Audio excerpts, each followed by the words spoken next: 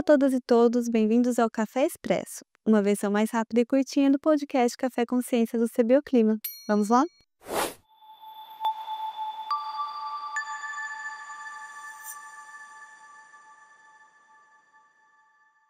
A nossa convidada de hoje é a doutora Paula Moreira Martins. A Paula é bióloga com mestrado e doutorado em microbiologia aplicada aqui pela Unesp. No seu pós-doutorado, ela trabalhou com genética de bactérias e também fez um estágio na Penn State University, lá nos Estados Unidos.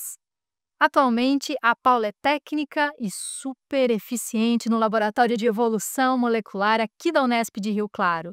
E, além de tudo isso, ainda consegue tempo, não sabemos como, de tricotar, bordar e montar quebra-cabeça. Paula, seja bem-vinda! Obrigada, Dai, obrigada, Gabi. É um prazer aqui estar colaborando de novo com as redes sociais do CBioClima. Paula, você está no Laboratório de Evolução Molecular e vocês estão levantando a biodiversidade a partir de coletas de solo, que é um recurso vital, mas nem sempre é priorizado. Qual o papel do solo na ciclagem de nutrientes? O solo, ele é bastante invisibilizado de forma geral, né? A gente não costuma ficar pensando sobre o que está abaixo dos nossos pés, né? A gente não enxerga muito. Mas abaixo, né, da toda a estrutura do solo, existe uma biodiversidade imensa e ela é super importante para a manutenção de todos os ecossistemas da Terra. Então, é importante, antes de explicar o que é a ciclagem de nutrientes, explicar a diferença de ciclo e fluxo. Então, a gente tem um fluxo de energia que passa, né, desde a energia do sol, que passa pelas plantas e vai passando pelas cadeias alimentares.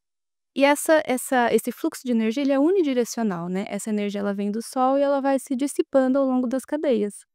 Já os nutrientes, que são aqueles componentes físicos mesmo, que compõem o nosso corpo, eles acabam participando de um ciclo. A gente não fica recebendo esses nutrientes de fora, né? Como vem a energia solar.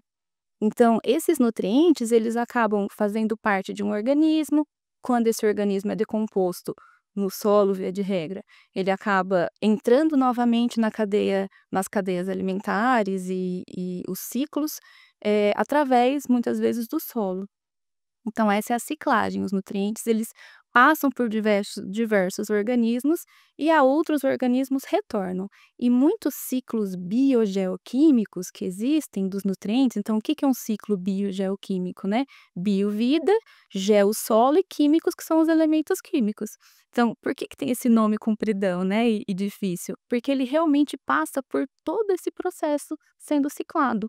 Então, o nitrogênio que está na atmosfera, ele não é facilmente absorvido, então ele precisa de micro-organismos do solo para que ele seja incorporado nas cadeias alimentares. Os micro-organismos, a gente está falando de Bactérias, fungos, aqueles organismos invisíveis que a gente muitas vezes não vê.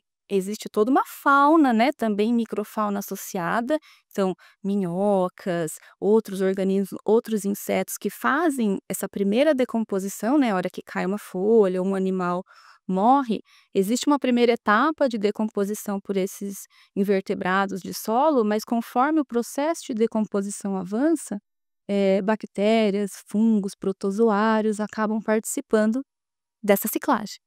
Ai, muito legal, Paula. E agora a gente fala muito sobre mudanças climáticas e a gente sabe que as mudanças do clima podem afetar gravemente os solos, né? Como provocar desertificação, por exemplo. Como que a gente pode fazer para cuidar melhor desse solo? Quais são as boas práticas que a gente pode sempre recomendar que seja feito para conservar esses solos?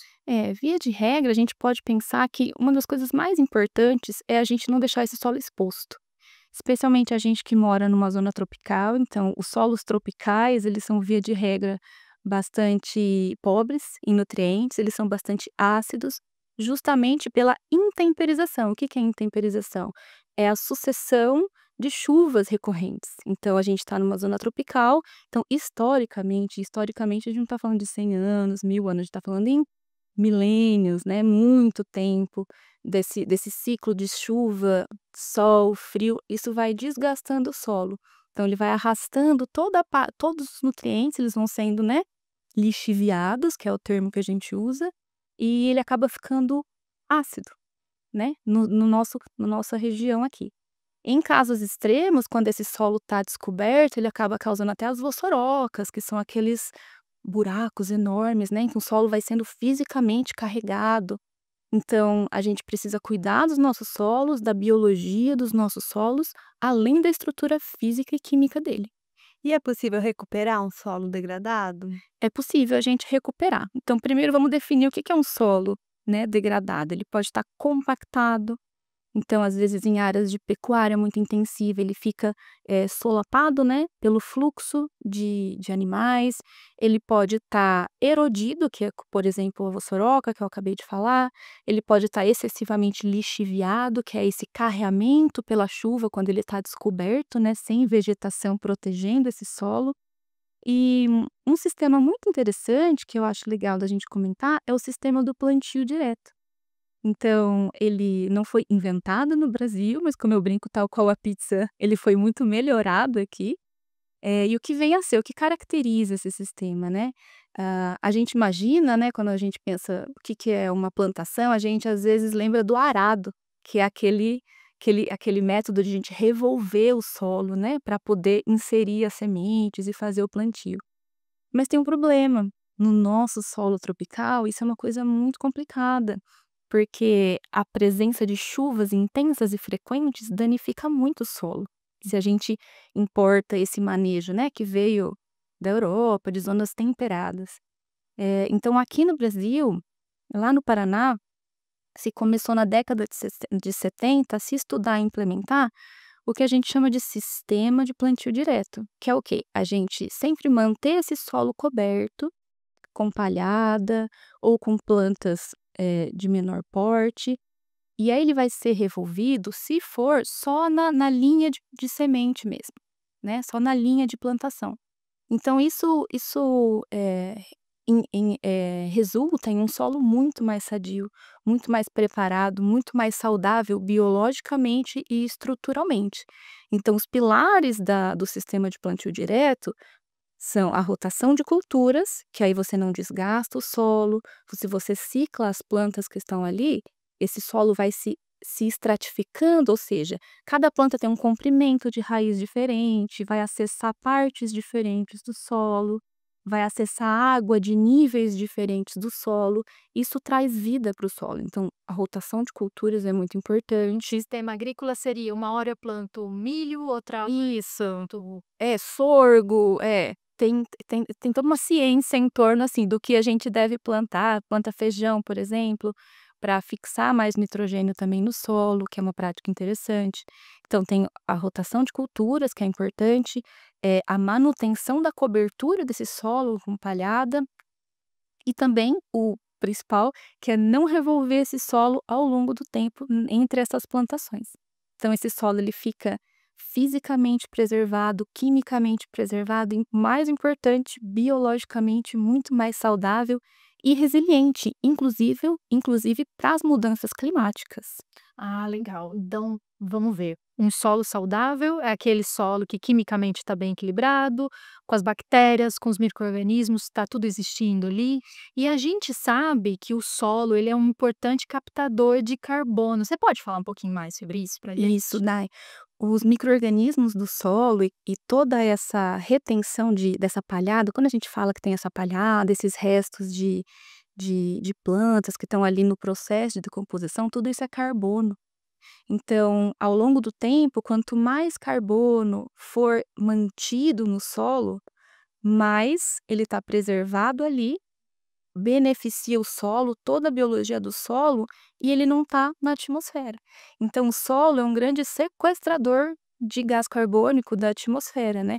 Então, se esses solos começam a ser cada vez mais degradados, todo esse estoque de carbono que está nessa região úmica, né? Esses compostos úmicos, que são esses em processo de decomposição, eles começam a ir cada vez mais rápido para a atmosfera, o que piora muito a situação do aquecimento global.